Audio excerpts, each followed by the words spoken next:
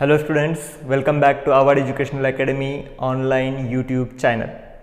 Students, today we are going to see endoplasmic reticulum.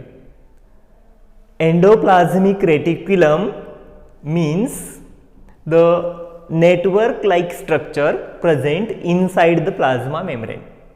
Plasma membrane च्या आत endoplasmic, endo means आत, plasma membrane च्या and reticulum means network like structure, it is network. Okay, so endoplasmic reticulum, inside the plasma membrane network like structure is present, is known as endoplasmic reticulum.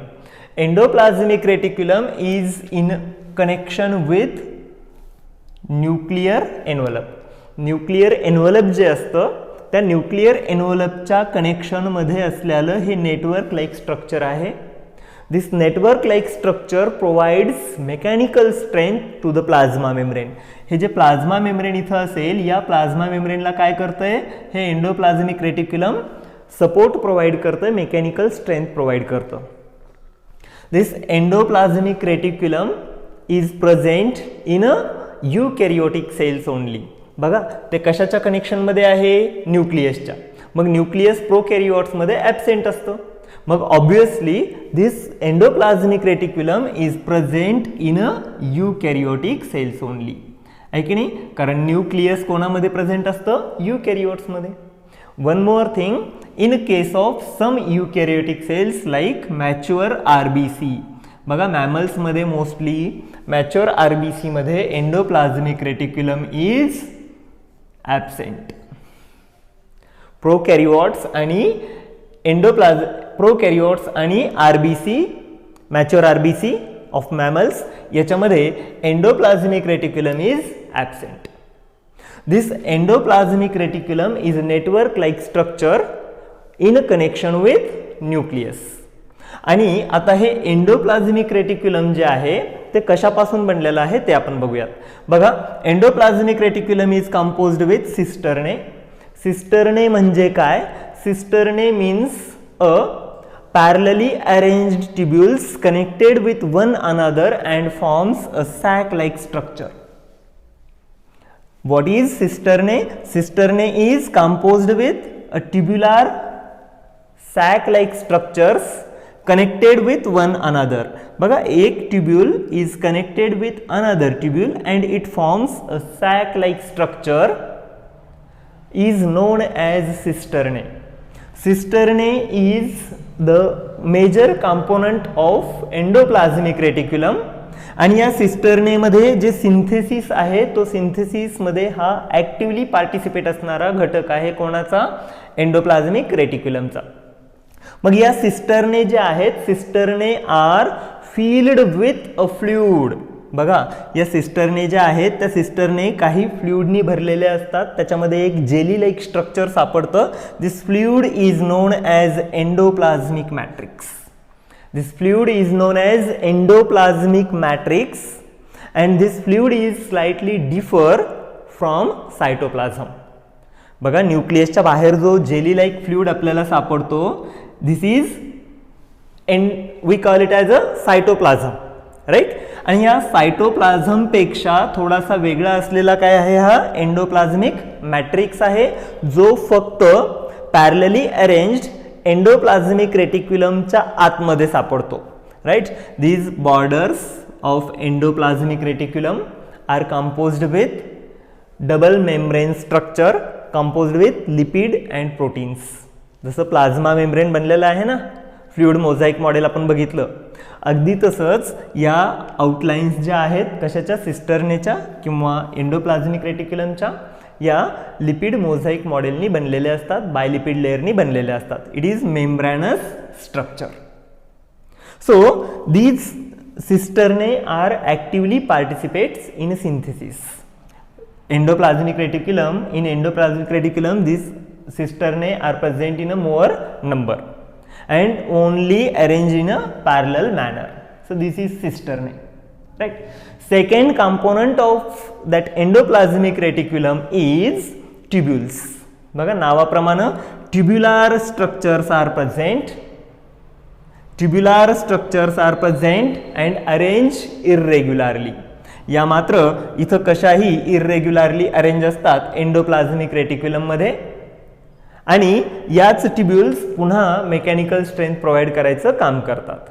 Also they are synthesis in they are involve in synthesis of proteins and lipids tubules. Right. Now one more thing, the diameter of tubule is 50 to 100 nanometer. The diameter of tubule is 50 to 100 nanometer in diameter and these tubules may be branched or unbranched. बघा या tubules कशा आहेत, ब्रँच्ड पण आहेत आणि unbranched पण आहेत.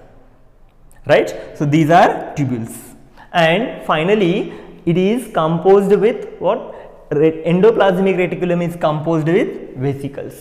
Vesicles are small vacuole like structure. बघा वॅक्युअल सारखे हे छोटे छोटे स्ट्रक्चर आहेत, इर्रेग्युलर किंवा रेग्युलर इन शेप. कधी कधी ते इर्रेग्युलर शेपचे असतात, कधी कधी ओव्हल शेपचे असतात. Okay. And these are present isolated or these are present anywhere in the cytoplasm. हे सायटोप्लाझममध्ये कुठंही, ना की फक्त एंडोप्लाझमिक रेटिक्युलमच्या जवळ, तर कुठंही ते प्रेझेंट असू शकतात. कोण? Vesicles. So these vesicles are having 25 to 500 nanometer diameter. यांची डायमीटर किती असू शकते? 25 ते 500 नॅनोमीटर इन डायमीटर. आणि हे सिंथेसिसमध्ये म्हणजे जे काही प्रोटीन सिंथेसिस येतं याच्यावरती रायबोझोम्स असले की प्रोटीन सिंथेसिस म्हणतो आपण त्याला. राईट. तर त्याच्यामध्ये मात्र हे ॲक्टिव्हली पार्टिसिपेट नसतात. कोण? या ट्युब्युल्स आणि सिस्टरने मात्र ॲक्टिव्हली पार्टिसिपेट असतात in protein synthesis. Right. So the endoplasmic reticulum is composed with cisternae, tubules and vesicles. Right. Types of endoplasmic reticulum.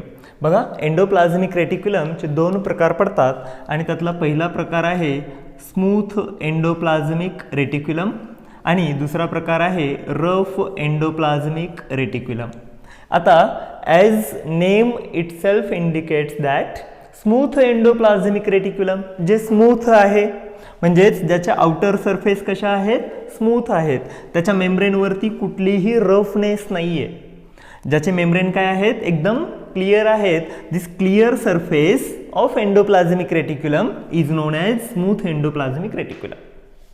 And this smooth endoplasmic reticulum जसं त्याच्यावरती ribosomes present नाही आहेत म्हणजे हा smooth portion आहे जो rough नाही आहे. आणि जर रायबोझोम असतील तर रायबोझोम प्रोटीन सिंथेसिसमध्ये इन्व्हॉल्व होतात. तसं मग हा स्मूथ एंडोप्लाझमिक रेटिक्युलम प्रोटीन सिंथेसिसमध्ये अजिबात इन्व्हॉल्व होत नाही.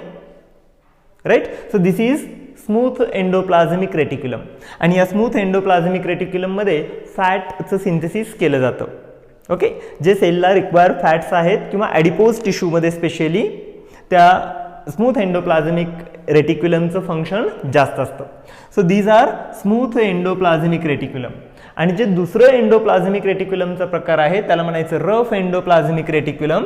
As name itself indicates that this membrane of endoplasmic reticulum is rough due to attachment of ribosomes. त्याच्यावरती काय आहेत? रायबोझोम्स म्हणजे प्रोटीन फॅक्टरीज अटॅच आहेत ज्याच्यामध्ये प्रोटीन तयार होतं. असे हे स्मॉलर युनिट त्याच्यावरती काय आहेत? अटॅच आहेत. आणि हा जो एंडोप्लाझमिक रेटिक्युलम आहे त्याचं सरफेस काय झालंय? रफ झालाय. आणि मग दिस इज रफ एंडोप्लाझमिक रेटिक्युलम. मग अशा पद्धतीनं एंडोप्लाझमिक रेटिक्युलम दोन जागेवरती विभागले, rough endoplasmic reticulum and smooth endoplasmic reticulum. Simple आहे. ज्याचा सरफेस, ज्याचं मेम्ब्रेन क्लिअर आहे, ज्याच्यावरती रायबोझोम्स नाही आहेत त्याला स्मूथ म्हणायचं. आणि ज्याच्यावरती रायबोझोम्स प्रेझेंट आहेत त्याला म्हणायचं rough endoplasmic reticulum. Now students will see the function of endoplasmic reticulum. बघा हा endoplasmic reticulum is present in connection with nucleus है ना. Nucleus is involve in synthesis of RNA आहे की नाही. आणि आपल्याला माहित आहे RNA सिंथेसिस झाला की RNA पासनं काय तयार होतो? प्रोटीन तयार होतो आहे की नाही. आणि प्रोटीन कुठं तयार होतो? तर प्रोटीन या रायबोझोम्स वरती तयार होतो. So these are the ribosomes. Right. Protein factories. Ribosomes are attached on endoplasmic reticulum. बरोबर आहे की नाही. म्हणून याच न्यूक्लिअर एनव्हलपच्या कंटिन्युएशनमध्ये एंडोप्लाझमिक रेटिक्युलम असतं आणि या एंडोप्लाझमवरती हे असे रायबोझोम्स प्रेझेंट असतात. मग या न्यूक्लियसच्या आतमध्ये DNA आहे. DNA वरनं RNA तयार होतो, DNA वरनं RNA तयार होतो आणि RNA वरनं प्रोटीन तयार होतं. तर मग या न्यूक्लियसमध्ये तयार झालेला जो काही RNA आहे या न्यूक्लिअर पोअर्सच्या माध्यमातून बाहेर येतो आणि याच्यावरती अटॅच असलेल्या रायबोझोम्समध्ये त्याचं काय होतं, प्रोटीन सिंथेसिसमध्ये किंवा त्या रायबोझोम्सच्या मदतीनं त्या RNA पासनं प्रोटीन तयार करायची मदत होते. सो अशा पद्धतीनं this endoplasmic reticulum provides site for protein synthesis. तर या एंडोप्लाझमिक रेटिक्युलमचं फंक्शन काय आहे, it provides site for protein synthesis. बघा, synthesis as ribosomes are present on it. आता याचं सेकंड फंक्शन काय, so it provides or it gives larger surface area. खूप मोठा सरफेस एरिया काय करतो, फोल्डिंग्स असल्यामुळे तो प्रोव्हाइड करतो. It provides large surface area to various reactions. खूप सारे रिॲक्शन्स या सरफेस एरियावरती होतात आणि हे सुद्धा कशाचं फंक्शन आहे, एंडोप्लाझमिक रेटिक्युलमचं फंक्शन आहे. बाहेर जे काही काय आहे, प्लाझ्मा मेम्ब्रेन आहे. So it provides strength to the plasma membrane. म्हणजेच याचं नेक्स्ट फंक्शन काय आहे एंडोप्लाझमिक रेटिक्युलमचं, प्रोव्हाइड्स मेकॅनिकल सपोर्ट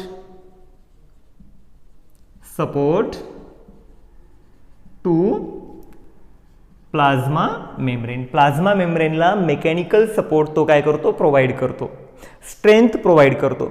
आणि म्हणून त्या प्लाझ्मा मेम्ब्रेन, तो जो काही मेम्ब्रेन आहे सेलचा आउटर सरफेस आहे, तो काय राहतो, एका पर्टिक्युलर शेपमध्ये राहतो. So this is the function of endoplasmic reticulum. Again this endoplasmic reticulum is a network like structure. It keeps all the cell organelles on their places. या नेटवर्क लाईक स्ट्रक्चरमध्ये याच्या या सेलमध्ये असलेले mitochondria, chloroplast in a plant cell किंवा मग जे बाकीचे सेल ऑर्गेनेल आहेत ते त्यांच्या त्यांच्या जागी काय राहतील, प्लेस्ड राहतील, ते इकडं तिकडं मूव्ह होणार नाहीत. Okay, this is the function of endoplasmic reticulum, to keep all cell organelles on their fixed positions. त्यांच्या फिक्स पोझिशनवरती ते राहतील. कशामुळं, एंडोप्लाझमिक रेटिक्युलममुळे. Next function of endoplasmic reticulum is या सायटोप्लाझम, हा इथं cytoplasm fluid, jelly like fluid present inside the plasma membrane आणि प्लाझ्मा मेम्ब्रेन. आता प्लाझ्मा मेम्ब्रेन आणि न्यूक्लियस या दोघांच्या मध्ये जर काही मेसेजची देवाणघेवाण करायची असेल, दॅट मेसेज कंडक्शन और message transfer is also takes place through endoplasmic reticulum. Endoplasmic रेटिक्युलमच्या माध्यमातूनच याच्यामध्ये काय होतं, मेसेज ट्रान्सफर केले जातात from nucleus to cell surface or cell surface to that is plasma membrane to nucleus, right? So this endoplasmic reticulum keeps the messaging going on. त्याचे messaging काय करतात, ते ट्रान्सफर करण्याचं काम करतं. Next function of endoplasmic reticulum is to transfer the synthesized enzymes. आता बघा, काही एन्झाइम्स इथं सिंथसाइज झाले, एन्झाइम्स म्हणजेच प्रोटीन, ते कुठं, या रायबोझोम्सवरती सिंथसाइज होतील. आणि या रायबोझोम्समध्ये सिंथसाइज झालेले एन्झाइम्स जर आपल्याला सेल सरफेसवरती आणायचे असतील तर that transfer is takes place through endoplasmic reticulum. म्हणजे या कंडक्शनमध्ये सुद्धा ते काय करतात, पार्टिसिपेट करतात. So these are the functions of endoplasmic reticulum, right. Now the functions of rough endoplasmic reticulum. आता रफ एंडोप्लाझमिक रेटिक्युलम काय म्हणतो, तर as ribosomes are attached on rough endoplasmic reticulum this surface, this ribosomes are involve in protein synthesis. म्हणजेच protein सिंथेसिससाठी rough endoplasmic reticulum काय करतं, surface area provide करून देतं. So this is function of rough endoplasmic reticulum. One more thing, the formation of vesicles, formation of vesicles and vacuoles required for Golgi complex and inside the cell are synthesized through this endoplasmic reticulum. म्हणजे बघा जे काही व्हॅक्युअल्स असतील किंवा vesicles असतील किंवा लायसोझोम्स असतील, लायसोझोम्स पुढे मी सांगणार आहे तुम्हाला, तर त्या लायसोझोम्स सिंथेसिस किंवा गॉल्जी कॉम्प्लेक्स जे आहे त्या गॉल्जी कॉम्प्लेक्सचे खूप सारे प्रिकर्सर्स या एंडोप्लाझमिक रेटिक्युलमवरतीच तयार होतात.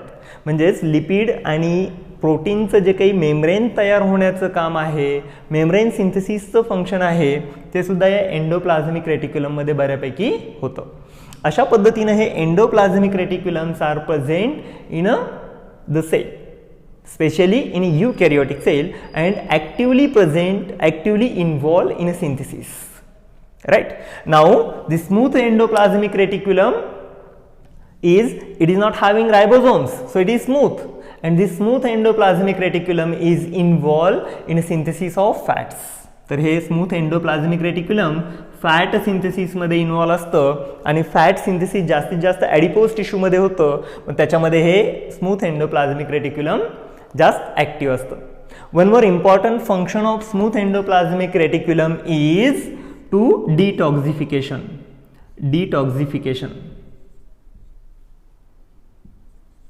तर जे टॉक्झिक मॅटर असतात, टॉक्झिक कंपोनंट असतात, त्यांचं डिटॉक्झिफिकेशनसाठी या स्मूथ एंडोप्लाझमिक रेटिक्युलम महत्त्वाचा रोल प्ले करतात.